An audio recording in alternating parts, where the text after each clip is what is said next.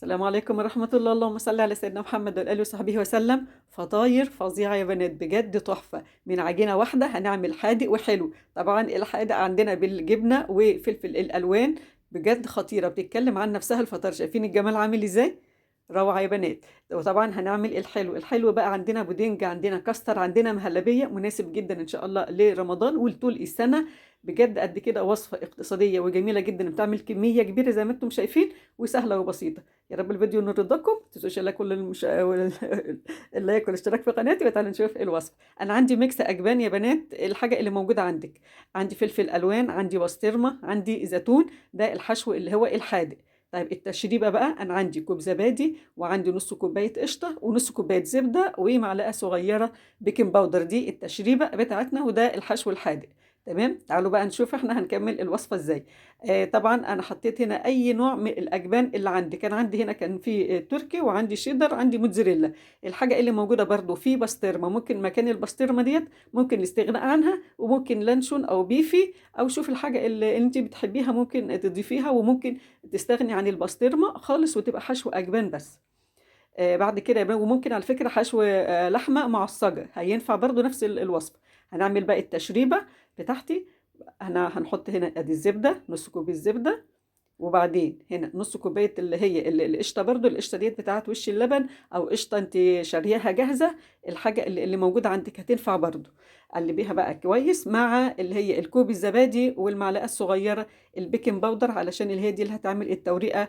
وهتبقى يعني تبقى نفشه، اللي هي الجلاش بتاعنا ما تخليهوش مكتوم كده، ويبقى مورق بتاعنا.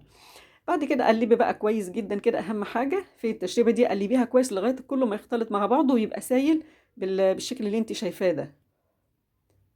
تمام كده، التشريبه بتاعتنا جهزت. تعالوا بقى نشتغل نشوف الوصفه. انا هعمل عندي هنا نص جلاش يا بنات. نص جلاش انا فردت ورقه كده بالطول زي ما انتم شايفين، وبعد كده هاخد من اللي هي الخلطه بتاعتها او التشريبه بتاعتها ديت، وهبدا اعمل بيها اللي هي نص الجلاشيه زي ما انتم شايفين كده. وبعد كده هتني النص ده على النص التاني، وهقلب الجلاشيه تبقى برضو بالطول بالطريقه ديت. وبرضو هدهن النص اللي هو بتاع الورقه. يبقى اذا الورقه وهي سليمه بدهن نصها، ولما بتنيها بدهن نصها برضو. النص بقى اللي معلهوش التشريبه هبدا احط عليه الحشو بتاعي. اي نوع حشو انت هتستخدميه بقى اللي هو كحادق يعني. وبعد كده شايفين انا بتني الجنب من هنا والجنب من هنا الحرفين يعني، وابدا الفها كده زي سندوتش. مفيش ولا اسهل من كده. ايه رايكم؟ سهل وبسيطه، وطعمها بيبقى فظيع. نجيب برضو تانية اهيت ورقة الجلاش فردتها بالطول. برضو حطيت التشريب على نصها وتنيتها، وحطيت على نصها التاني زي ما انتم شايفين. اظن الفيديو يعني موضح اكتر من الكلام بتاعي. وعملتها كده، خلصت انا الحادق. طب الحلو ده بودنج يا بنات، انا عملته وسبته برد. او ممكن كاستر، او ممكن مهلبية. الحاجة اللي موجودة عندك برضو اعمليها وسيبيها لما تبرد. ونفس اللي هي برضو طريقة اللي هي الحشو. الحادق هو حشو الحلو برضو. جبت ورقة الجلاش، دهنت نصها، بعد كده تنيتها ودهنت النص برضو الورقة بالطول اهيت. وحطيت الحشو، معلقة الحشو اهي، ده حلو بقى. ممكن تحطي برضو مكسرات، ممكن تحطي زبيب مع مع المهلبية او البودنج او الكاستر. اي نوع ممكن برضو. البودنج ده او الكاستر بالشوكولاتة، كله هينفع. خلصي برضو كميتك بالطريقة ديت اهيت. حطيت هنا معلقة او معلقة وشوية.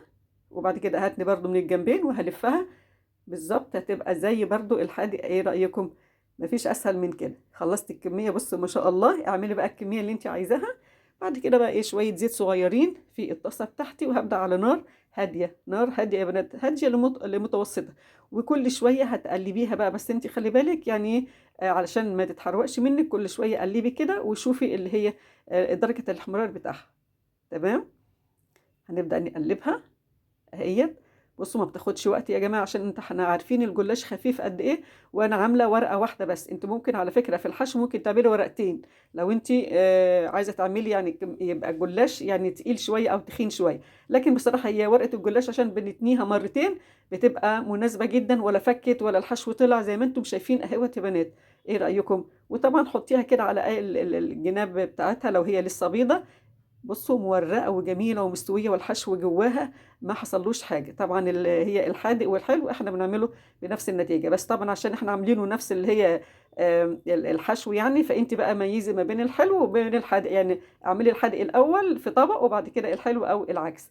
بطريقة سهلة وبسيطة اعملي بقى الحشو، اعملي بقى الحشو طبعا اللي يريحك. ما شاء الله كمية كبيرة جدا، فطاير جميلة وخفيفة وسهلة وبسيطة، مش هتاخد منك وقت خالص، وكله كده على البوتاجاز، مفيش لا فرن ولا أي غلبة يعني. يا رب فعلا الفيديو نور رضاكم، وصفة سهلة وبسيطة لرمضان ولطول السنة.